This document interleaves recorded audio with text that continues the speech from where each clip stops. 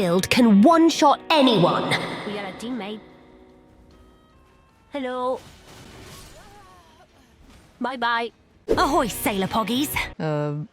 Why are we in the Caribbean? Remember when we screwed with XQC in the Twitch Rivals tournament? It was pretty fun to watch him tweak like a little moulding goblin and chant to the outer gods every time he screwed up. I'm just fucking taking it. However, there's something about the whole thing that kept us awake during long sea nights for quite a while, and we can find that pesky something crawling in the comments section of our video. While all of the poggies are trashing XQC, most of them can't seem to reach a consensus on whether Felix's build was bad or good, which is odd, because to us this is a pretty obvious inquiry. Some poggies believe that it's complete dog water, while some other poggies think that it's super strong and found it funny that Felix managed to lose with such a strong build. The reality of the situation is that the build was alright, at the most. Here's the thing. XQC requested a build with dual anchors for the tournament, so Steelovsky helped Felix craft something that, given the context of the situation, would be the most optimal build for Felix. And if you think about it, Felix had a very easy-to-use build that matched his skill level and could win duels or score points in 3 versus 3 simply by having a few lucky trades. The build was, considering all of these factors, objectively good for the situation. However, that doesn't mean that the build was entirely optimal, because to make the build as lethal as it can possibly be, you only need one rusted anchor. And no, it's not because it can give you tetanus. While double anchors can hit like a cannonball in the correct situation, they still lack a few key components. Double anchors lack the characteristic hyper armor of two-handed great weapons, which makes the big damage not as good if you can't properly tank hits to pull it off.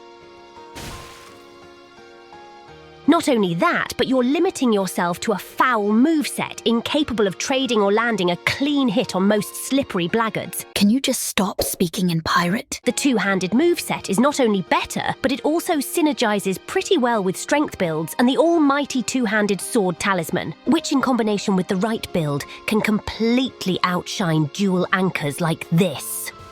She had not jewels from shore went down on her right well bore. The captain galled all hands and swore he'd take that well in tow. Some clever poggies in the audience may be familiar with the Braggart's raw sea shanties, but for those clueless landlubbers who don't know any better, You're not a pirate, blueberry woman. is a raw type Ash of War that upon activation grants you 4 different benefits. 10% extra damage negation, 10% extra physical damage, extra stamina recovery, and a moveset change for the weapon using it. For reference, this is the regular heavy attack of the Rusted Anchor. And this is the special Braggart's Raw Heavy attack. I believe you're noticing a difference already, aren't you? Nope. The brutal damage numbers you have observed in previous clips come from this particular attack. We do not exaggerate when we say that, at least in PvP, this has to be the strongest attack in the whole game. It can pull off damage like no other thing you've ever seen, and it's surprisingly easy to land in certain scenarios.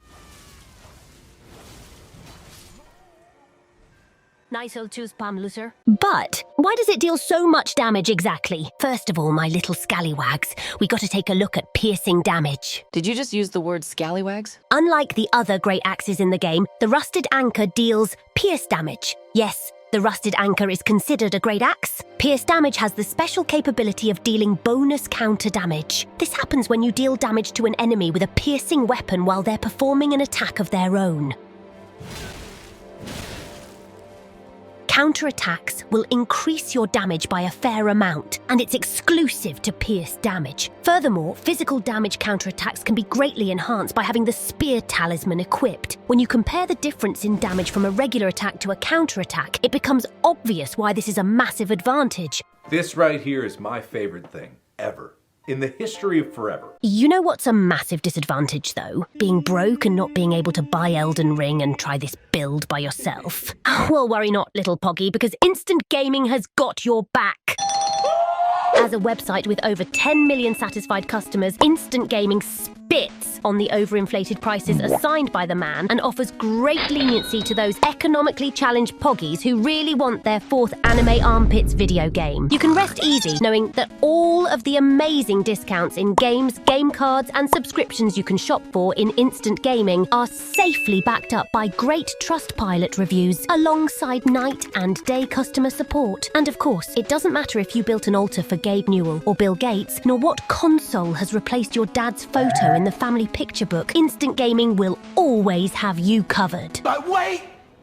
There's more! By clicking my custom link in the description or pinned comment and creating an Instant Gaming account, you will participate in a free giveaway where you'll be able to purchase anything of your liking. No purchases necessary. Just creating an account is enough. So what are you waiting for? Those morally questionable games won't add themselves to your Steam library. Huge thanks to Instant Gaming for sponsoring this video. Okay, so the weapon has piercing damage. Big deal.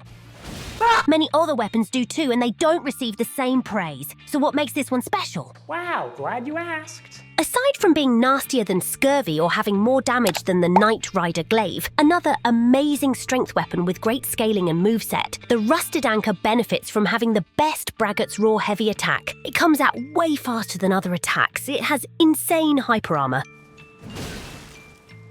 And it's easier to land due to its wider hitbox. The follow-up attack is also amazing and very sneaky. You'd be surprised how many people you can catch off guard with it, and while we don't have empirical proof of it, we think it deals more damage than the first hit. And if we believe it enough, it may just be real. But pierce damage is not the only thing in play here, since Braggart's Roar is, well, a roar. You can enhance its damage boost with the Raw Medallion and the Highland Axe equipped in your left hand. When combining Braggart's Roar with Exalted Flesh, the regular light attacks of the Anchor deal as much damage as double anchors and conserve the hyper armor. Oh, excuse me for a moment, little poggies. That must be rum delivery. You ordered rum? Is she really that committed to the bit? Would you mind leaving something for us? Where was I? Yeah. Rakshasa's garments will boost your strike by 2% with each piece you wear. But beware, matey. It'll leave you open to more pain in return. Lucky for you scurvy dog, Braggart's Roar takes the edge off that hurt, so you can focus on that sweet, sweet damage. It ain't gonna blow the sea apart, but every bit counts. 'Cause once you stack all these buffs, you'll become a deadly one-shotting beast. Go on, do it. He was cheating! I would kill him! Sorry, Ranni is a bit unavailable at the moment. To kind of wrap this up, we honestly believe this is one of the best invasion builds in the game, because it's so stupidly strong and so easy to use, that even the most brain-dead of Unga Bunga users can find success with it. If XQC had used this build for Twitch rivals, things may have been much different than what they were. Of course, the build has its own quirks and tricks to make the most of it, but nothing that a few practice runs can't fix. You may run into people who are aware of the gimmick, or gamers that are good enough to fight around your build, but to be honest, that rarely happens. And if it does happen, you can just change to a different setup and continue fighting. But for nearly 90% of your invasions, one simple bonk per player is more than enough to get the job done. Soon may the Wellermen come to bring us sugar and tea and bone. One day when the time is done, we'll take our leave and go.